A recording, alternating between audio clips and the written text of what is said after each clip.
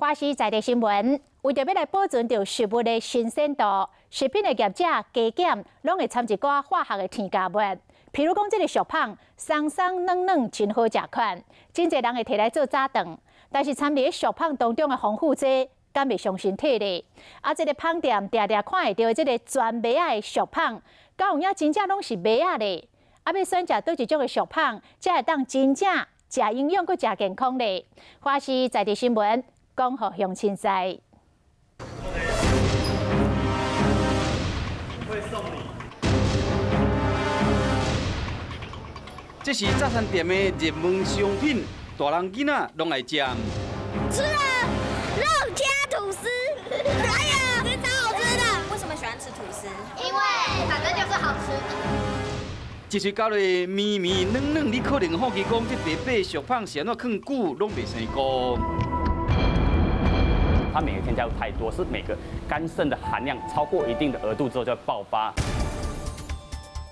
尾暗的菜市啊，你用摊贩架仔顶摆规排的薯棒，家庭主妇上细的景。是30哦，这可以放几天啊？没有冰3天，没有冰3，冷冻可以放1个礼拜。不可能面包不会变硬的，而且是这么热的天气，不会硬，那有加东西的才不会硬。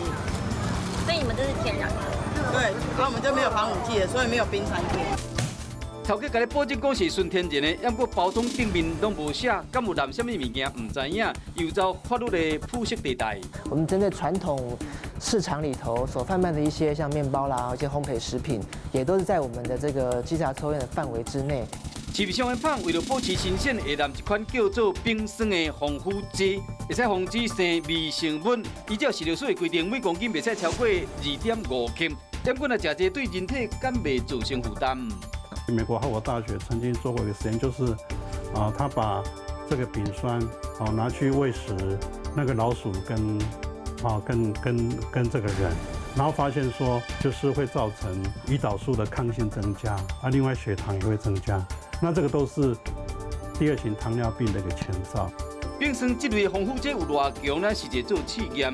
将这大卖场的薯棒，加号称天然的传统菜市的薯棒，放入常温摄氏25度的房间内，2礼拜后，传统菜市的薯棒顶面拢生菇啊，也有冰霜的大卖场的薯棒，却是拢无生菇。你看这冰霜的威力有偌大？是讲这个剂量要安怎控管？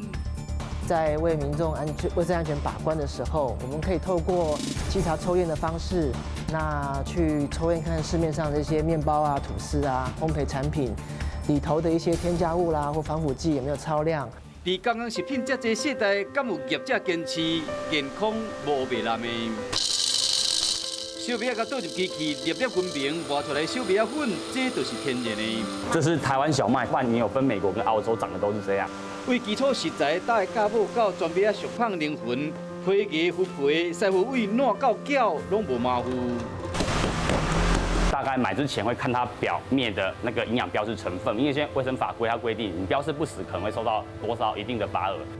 卫生福利部规定，全麦仔棒全麦仔使用比例爱伫51%以上。师傅坚持全麦仔打造无可逆面剂、膨胀剂来催化，更烘箱用时间换健康。倒出来的全麦仔薯棒有小可加味色，会使看到腐皮甲皮皮，伊的口感甲加工的薯棒差真济。全麦的风味是很自然的把麦的风味去表达呈现到整个口腔的味蕾。那如果咬的时候咀嚼，发现很特殊的奶味特别重，那可能就不太是全麦比例那么高了。我以前曾经听过厂商为了符合消费者需求，他把这个焦糖跟白色的面粉混合。